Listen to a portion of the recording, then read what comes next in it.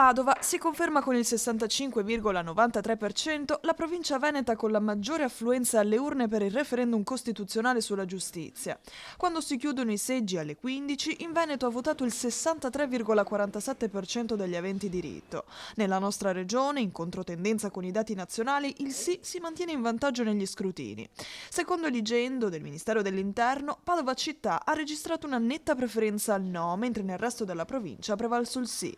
Un dato che va in direzione opposta rispetto alle altre province del Veneto.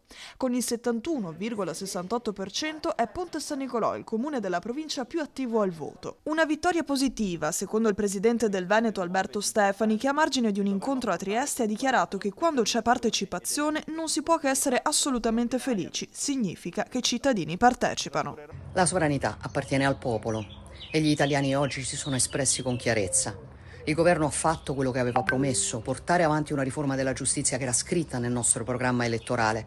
L'abbiamo sostenuta fino in fondo e poi abbiamo rimesso la scelta ai cittadini e i cittadini hanno deciso e noi come sempre rispettiamo la loro decisione.